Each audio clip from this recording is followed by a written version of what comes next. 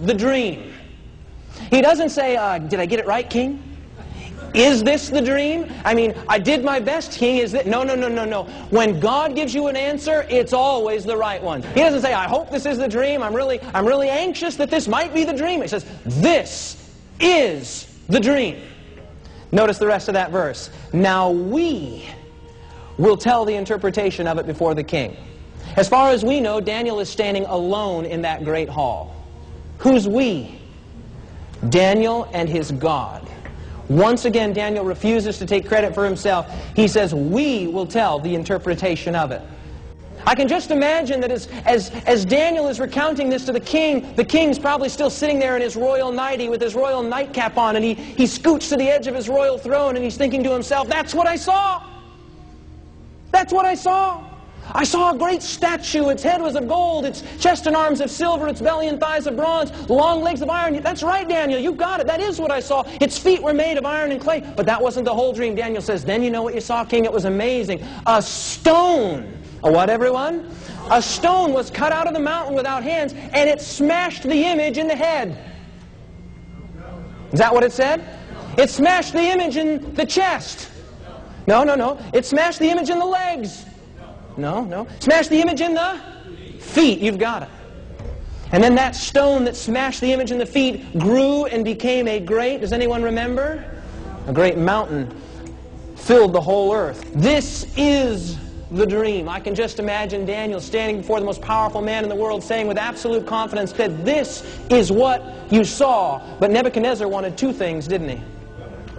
He wanted the dream, but what else did he want? He wanted the interpretation. That's exactly right. Thou, O king, art a king of kings, for the God of heaven hath given thee a kingdom, power, and strength, and glory. And wheresoever the children of men dwell, the beasts of the field and the fowls of the heaven hath he given unto thine hand, and hath made thee ruler over them all. Thou art this head of gold. You are this head of gold. He says it in plain language. He doesn't equivocate. You know, you can go to Christian bookstores right now, and you can buy books right now in the Christian bookstore that will tell you that the head of gold is representing the European Economic Community, that the head of gold represents the European Union. I mean, there are so many fallacious, egregious, and just plain wrong interpretations out there. Daniel said, you are this head of gold. The Bible is its own interpreter. Can you say amen to that? It doesn't take a rocket scientist to figure this one out. He says, what does the dream mean? And he begins by saying, you're the head of gold, O king. Your kingdom is an awesome kingdom. God has given you this kingdom. You're it. And I can just imagine the king there, you know, his buttons bursting a little bit, thinking, yeah, that's right. Head of gold, baby. Don't ever forget it. The ancient kingdom of Babylon was an amazing kingdom. The ancient kingdom of Babylon basically was on the scene, historians tell us, from 605 till 539 BC. That is before Christ.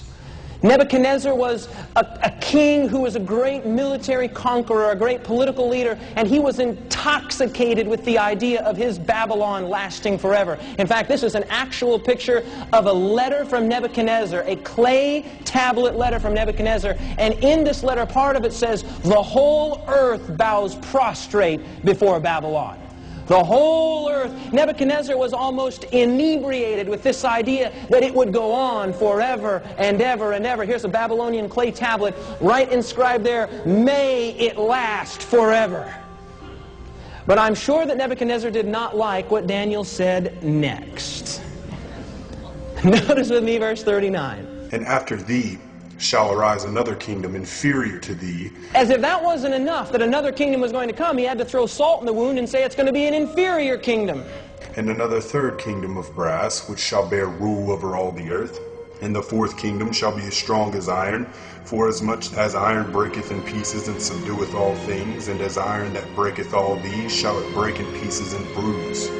And whereas thou sawest the feet and toes, part of potter's clay, and part of iron, the kingdom shall be divided, but there shall be in it of the strength of the iron, for as much as thou sawest the iron mixed with miry clay.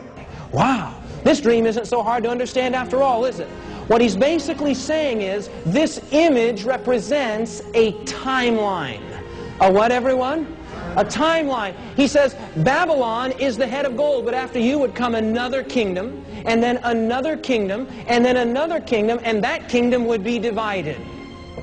All of these kingdoms, by the way, are not just little regional powers, just little regional entities. He says there another kingdom that would rule over all the world. These were the great nations of antiquity. Now remember that Daniel was written 600 years before the time of Christ. He lived during the time of Babylon. He says, after you another kingdom would come.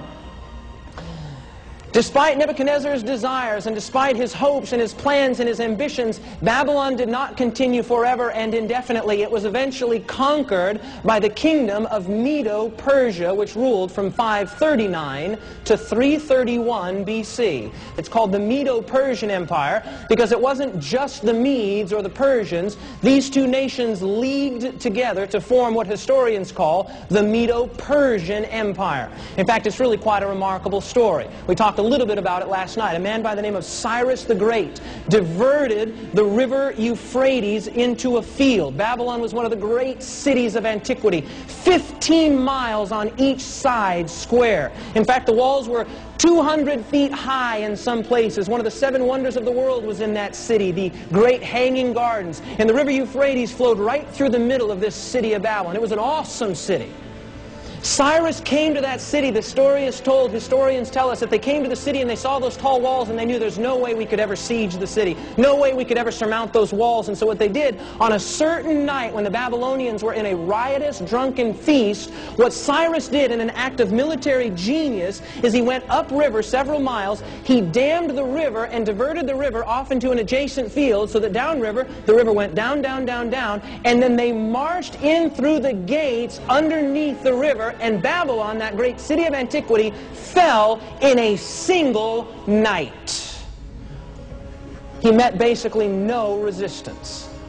God had said that another kingdom would come, and what God says always comes to pass. Even the most powerful king in the world cannot resist the decree of God. But a third kingdom would come, a third kingdom of bronze which would rule over all the earth. Which kingdom was it that succeeded the Medo-Persian Empire? Of course, the mighty kingdom of Greece, 331 to 168 BC. Ruling from 331 to 168 BC, Alexander the Great was one of the greatest military minds of all time. In fact, Napoleon followed the very battle strategies of Alexander the Great.